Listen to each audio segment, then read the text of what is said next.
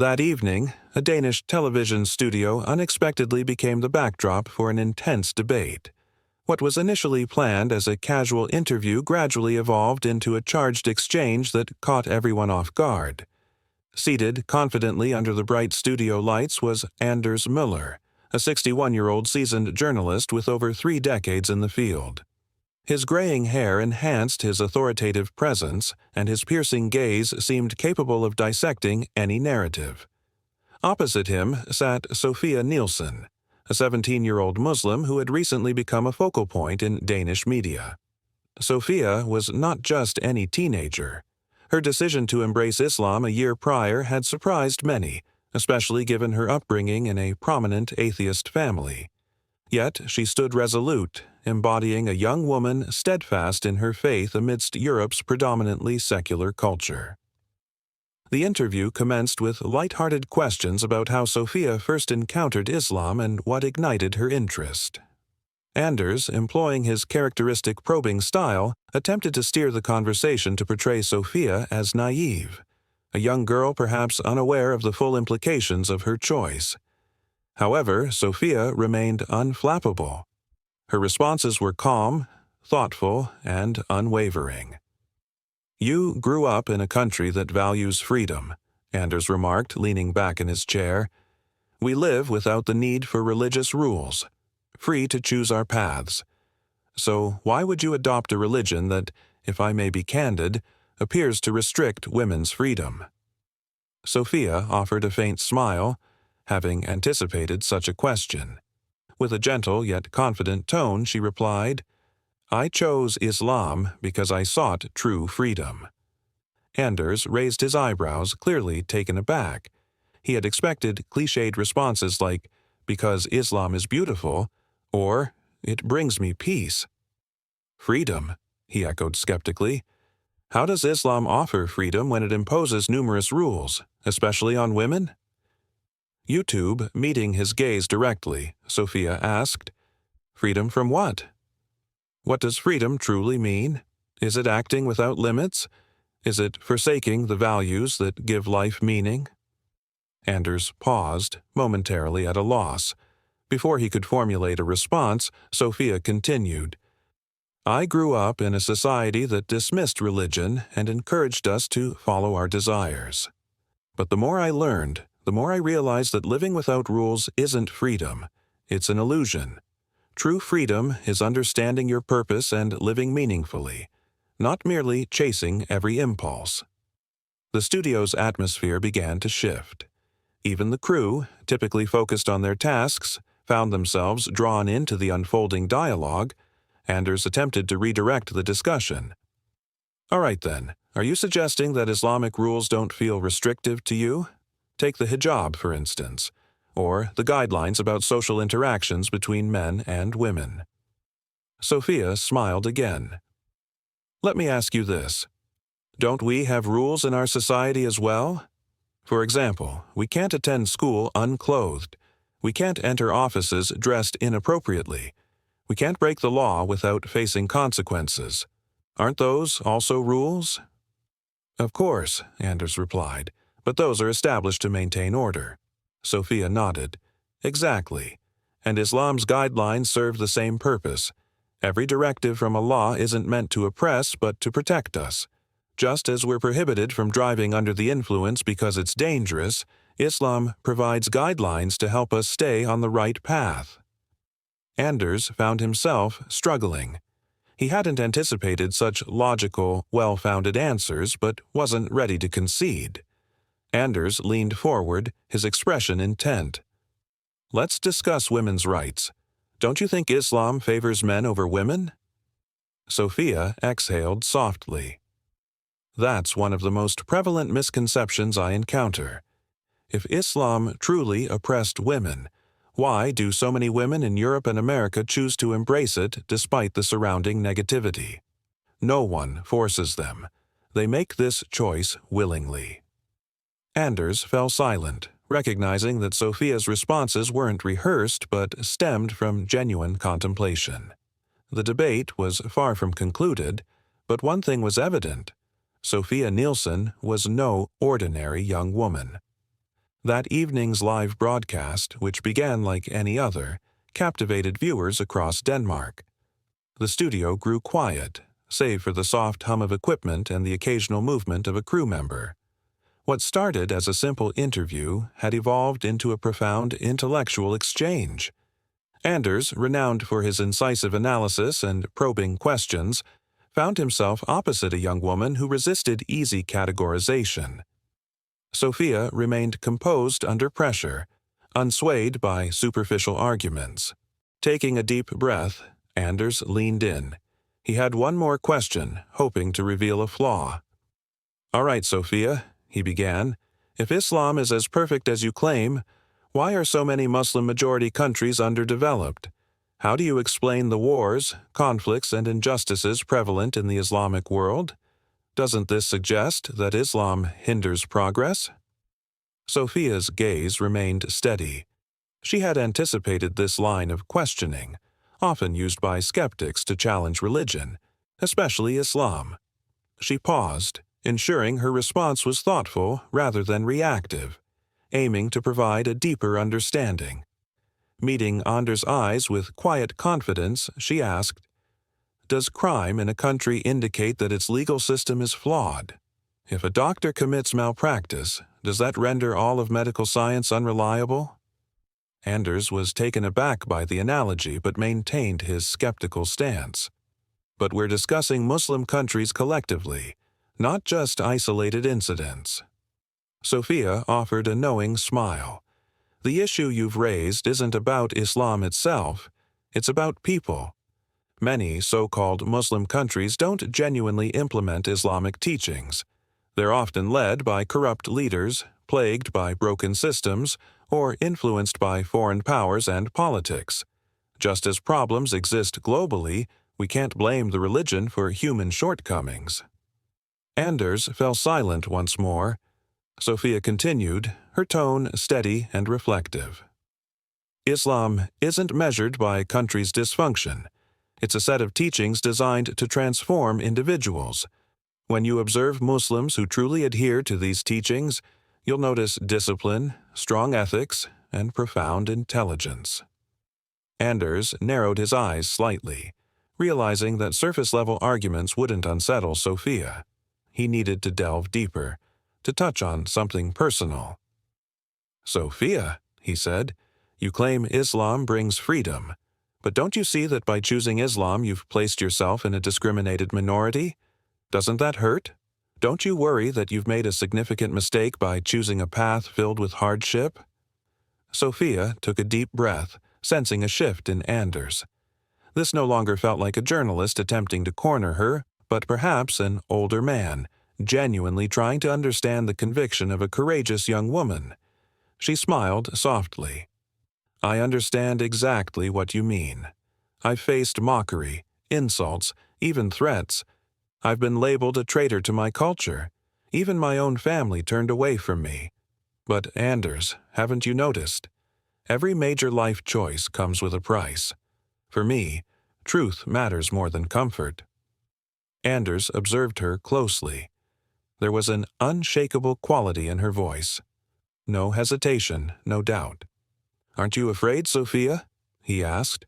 "Afraid of what?" she replied. "Afraid of losing everything. Your family, your friends, your future, all because you chose Islam." Sophia looked down briefly, her voice quiet when she spoke again. "I have lost a lot, Anders.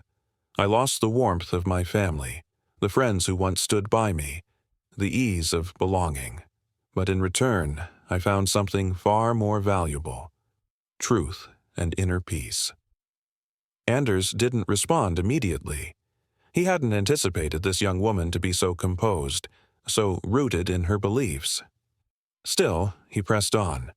"Sophia, are you absolutely certain this isn't just a phase? Many teenagers your age feel lost. They experiment with new things, go through identity crises." During a live television broadcast in Denmark, a routine interview unexpectedly escalated into a profound and intense discussion. The studio's bright lights illuminated Anders Müller, a seasoned 61-year-old journalist with over 3 decades in the field. His graying hair and penetrating gaze exuded authority. Opposite him sat Sophia Nielsen, a 17-year-old Muslim convert who had recently become a focal point in Danish media. Her decision to embrace Islam a year prior was particularly striking given her upbringing in a prominent atheist family. Yet, Sophia stood resolute, embodying unwavering faith amidst Europe's predominantly secular landscape. The conversation commenced with light inquiries about Sophia's initial encounter with Islam and the motivations behind her conversion. Anders, known for his incisive questioning, attempted to steer the dialogue in a manner that might portray Sophia as naive, a young girl unaware of the ramifications of her choices. However, Sophia remained composed, offering calm and thoughtful responses devoid of hesitation. "You were raised in a country that cherishes freedom," Anders began, reclining slightly. "We live without the need for religious constraints, free to choose our paths. Why then adopt a religion that, if I may be candid, appears to limit women's freedoms?" Sophia anticipated such a question. With a gentle yet confident demeanor, she replied, "I chose Islam because I sought genuine freedom." Anders raised an eyebrow, clearly taken aback. He had expected cliched responses about Islam's beauty or the peace it offers. "Freedom?" he echoed skeptically. "How does Islam provide freedom when it imposes numerous rules, especially on women?" Meeting his gaze steadily, Sophia inquired, "Freedom from what? How do we define freedom? Is it the ability to act without restraint, or is it about embracing values that impart meaning to life?" Anders hesitated, momentarily at a loss for words. Sophia continued, "I was raised in a society that dismissed religion and encouraged the pursuit of personal desires. But over time, I realized that a life without boundaries isn't true freedom. It's an illusion. Genuine freedom lies in understanding one's purpose and living a life of meaning, not merely chasing every whim." The studio's atmosphere shifted. Even the crew, typically focused on their tasks, found themselves drawn into the unfolding dialogue. Anders attempted to redirect the discussion. "All right then. Are you suggesting that Islamic rules don't feel restrictive to you? Consider the hijab or the guidelines governing interactions between men and women." Sophia smiled. "Let me pose a question. Don't we have societal rules as well? We can't attend school unclothed, enter offices dressed inappropriately, or violate laws without facing consequences. Aren't these also forms of restriction?" "Of course," Anders conceded, "but those regulations exist to maintain order." "Exactly," Sophia agreed. "Similarly, Islam's guidelines are designed not to oppress but to protect. Just as laws prevent drunk driving to ensure safety, Islamic teachings provide frameworks to guide us toward righteousness." Anders grappled with her reasoning, unprepared for such well-articulated and grounded responses. Yet, he pressed on. "Let's discuss gender dynamics," he proposed. "Don't you think Islam favors men over women?" Sophia sighed softly. "That's a common misconception. If Islam truly oppressed women, why do so many women in Europe and America choose to embrace it despite prevailing negative perceptions? No one forces them.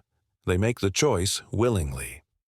Anders fell silent, recognizing that Sophia's insights stemmed not from rehearsed lines but from deep contemplation and genuine conviction. The broadcast, intended as a routine interview, had morphed into a compelling intellectual exchange. Viewers across Denmark were captivated. Social media buzzed with discussions, some lauding Sophia's bravery, others offering critique, but all acknowledging the significance of the conversation. Yet Anders had one final question, reserved for this pivotal moment. Leaning in, he asked, "Sophia, if Islam is indeed the truth, how do you reconcile the concept of an invisible God? Why believe in something that can't be scientifically proven?" Sophia's smile returned. She recognized that the crux of their dialogue had been reached, the intersection of faith and reason. Taking a deep breath, she met Anders' eyes unwaveringly. "Anders, do you believe in love?" He frowned slightly, caught off guard. Of course, everyone believes in love. "But have you ever seen love itself?" she queried. "Not its manifestations like a hug or kind words, but love in its pure form. Have you seen it with your own eyes?" Anders inhaled slowly, sensing the direction of her argument. "No," he admitted. "I can't see love directly, but I know it exists because I feel it and observe its effects." Sophia nodded. "Exactly. We don't see love, yet we believe in it because of its impact, the sacrifices it motivates, the emotions it evokes. Similarly, while I may not see God directly, I perceive His signs everywhere, in nature's perfect balance, the universe's harmony, and life's complexities that even our greatest scientists can't fully explain. All of it points to something greater." The studio was enveloped in silence. Even the crew seemed to hold their breath. Anders spoke gently. "Many scientists argue that the universe doesn't require a God, that science can explain everything." Sophia's smile was knowing. "Yet, has science explained everything? Can it elucidate the origins of consciousness, the basis of morality, or how something emerged from nothing? True science acknowledges its own limitations. Even the most brilliant physicists admit there are mysteries yet unsolved." Anders, maintaining his composed demeanor, leaned in slightly, his gaze fixed on Sophia. "Sophia," he began, his voice measured, "how can you be certain that your convictions aren't merely personal beliefs or subjective experiences? What if, one day, you awaken to find that all of this was a mistake?" Sophia met his gaze with a gentle, understanding smile. "I appreciate your concern, Anders," she replied softly. "But I'm not a confused teenager seeking to escape reality. My journey to Islam wasn't born out of emotional turmoil or impulsive decisions. I dedicated months to rigorous study, questioning every belief I'd been raised with. I didn't limit myself to reading.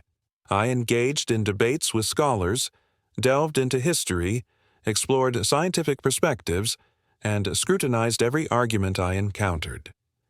She paused, allowing her words to resonate. Then, with unwavering conviction, she continued, "If Islam were false, I would have uncovered its flaws. Yet the deeper I explored, the clearer it became. This is the truth." A profound silence enveloped the studio. Anders, uncharacteristically quiet, seemed to grapple with the weight of her words.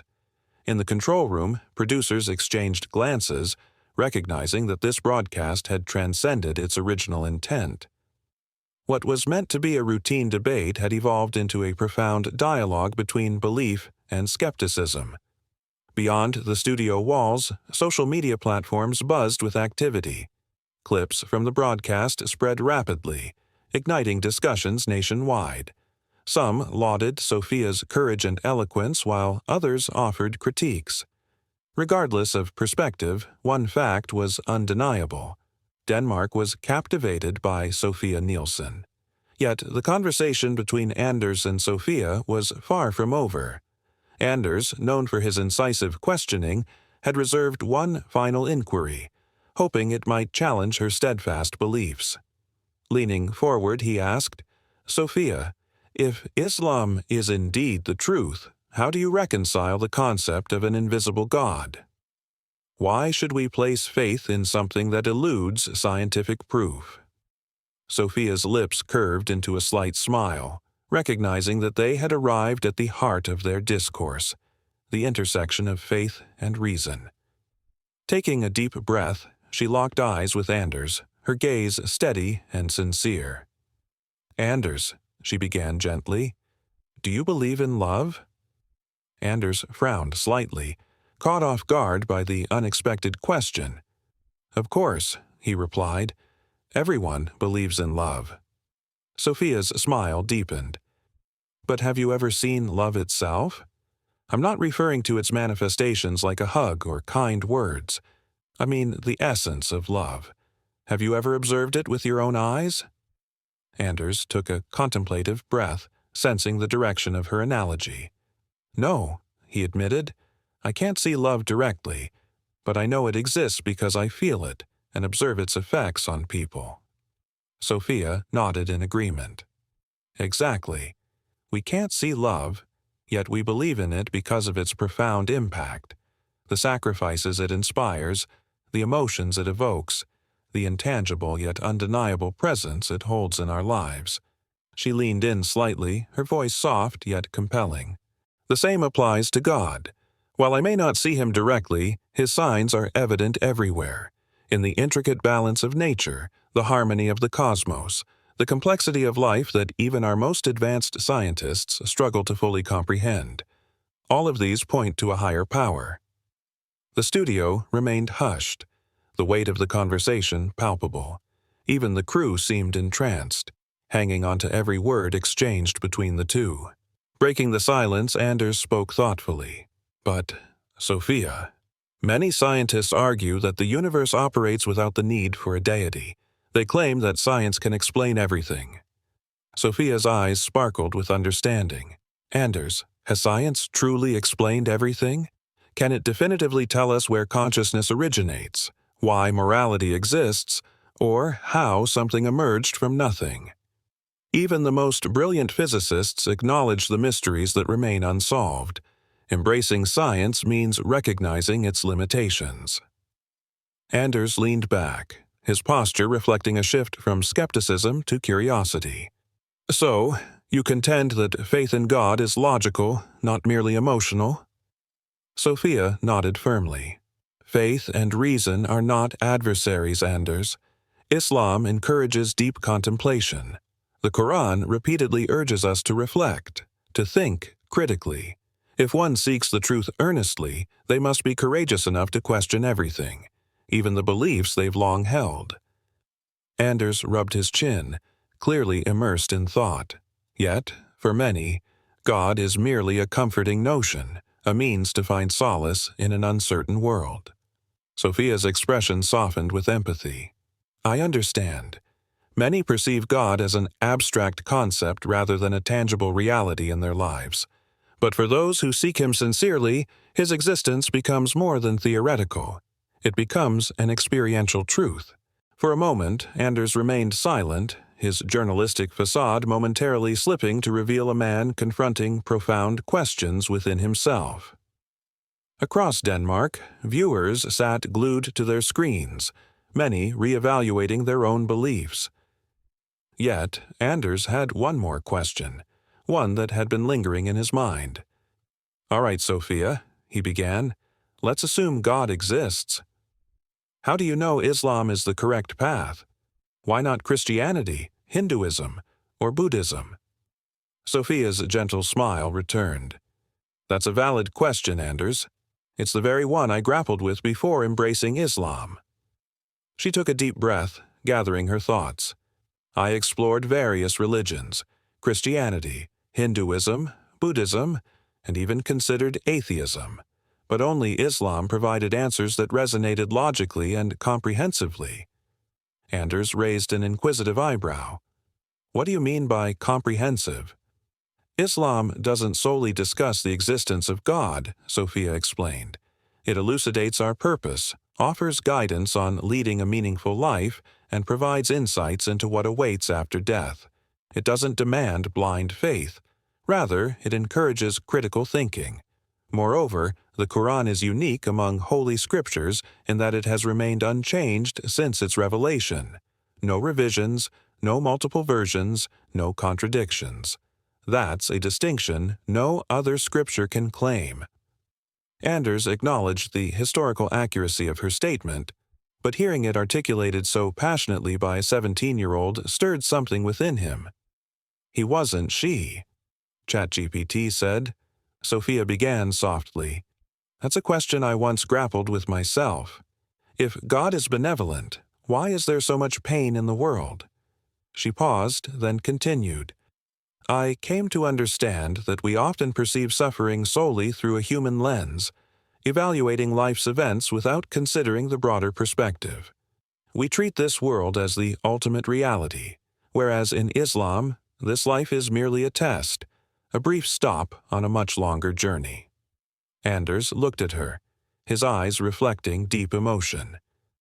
In Islam, Sophia explained, this life isn't the end.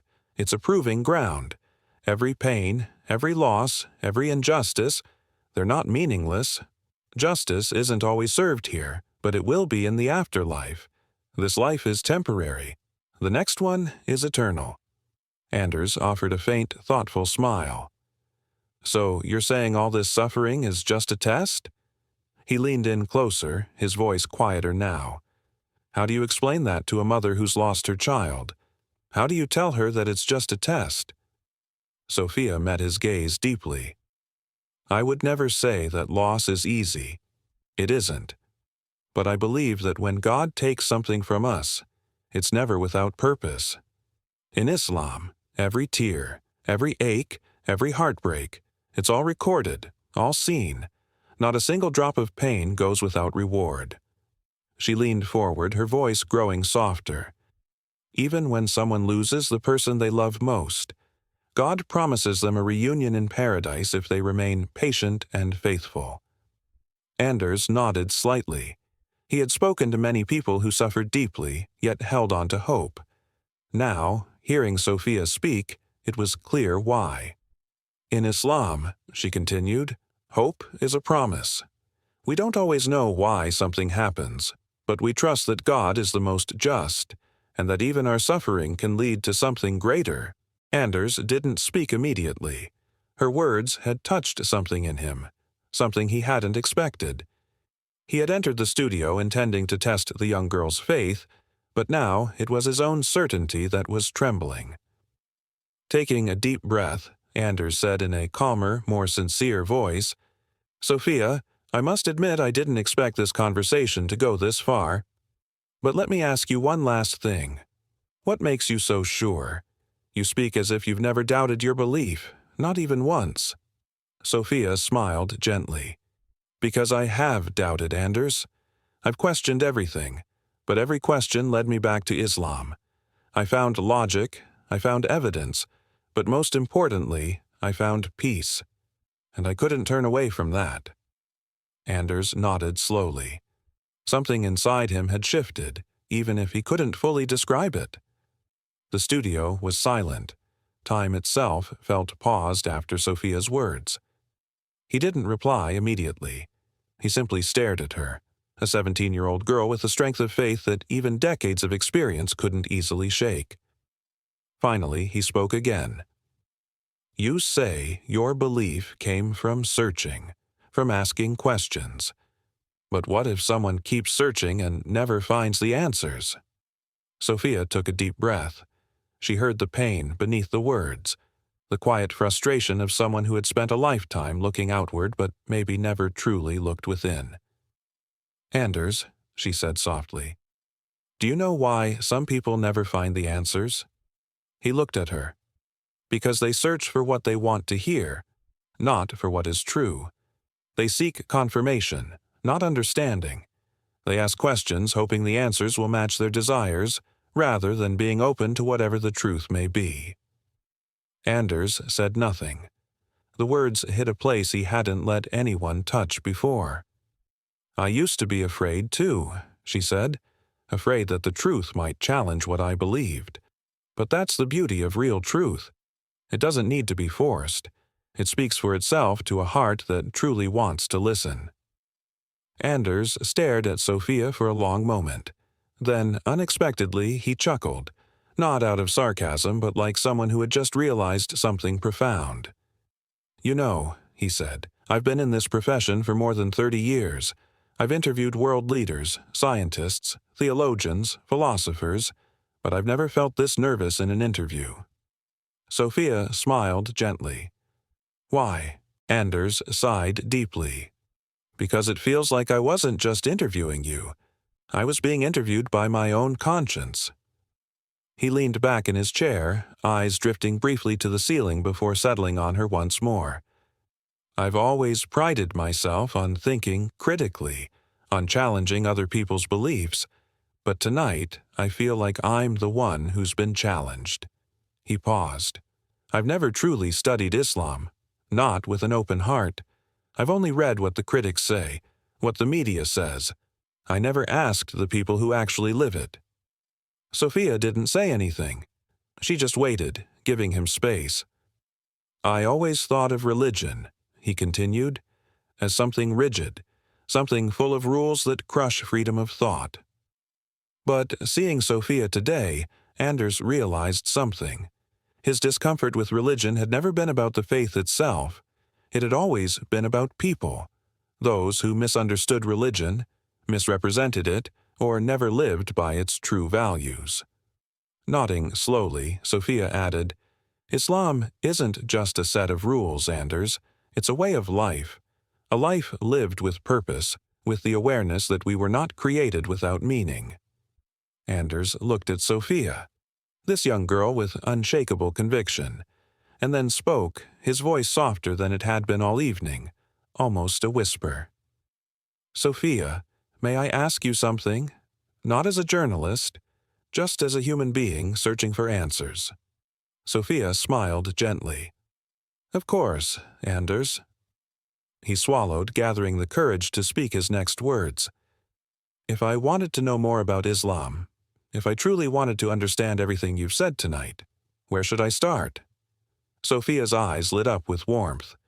"Start with one verse, Anders." He frowned slightly. "One verse?" She nodded. "Yes, just one verse from the Quran. One that with a gentle tone, she spoke, faith cannot be imposed upon anyone. It must be embraced willingly. It's not about being prepared at this very moment, but when the time comes that you earnestly seek the truth, you'll know where to turn." Anders inhaled deeply, a genuine, modest smile appearing on his face. "Perhaps it's time I read the Quran, not to find faults, but to gain understanding." Sophia's face brightened with a warm smile. "That's a commendable step forward." This evening had not been a clash of ideologies, but a journey of mutual discovery, a dialogue between a seasoned journalist and a courageous young woman. It was an exchange marked not by confrontation, but by sincere conversation. The essence of this encounter lay in the bravery to question and the humility to listen. Sophia demonstrated that unwavering faith is not born from blind acceptance, but from thorough exploration. She had scrutinized every belief, challenged every notion, and ultimately embraced Islam, not out of convenience, but because it resonated deeply with her soul. Anders, representing many thoughtful and inquisitive individuals, found himself hesitant, not due to outright rejection of truth, but because he had yet to perceive it clearly or from the appropriate perspective. This narrative serves as a poignant reminder that each person embarks on their own unique journey toward understanding. Not everyone arrives at the truth simultaneously, but the most crucial aspect is the continuous pursuit of knowledge, the courage to question, and the openness to accept the truth when it reveals itself.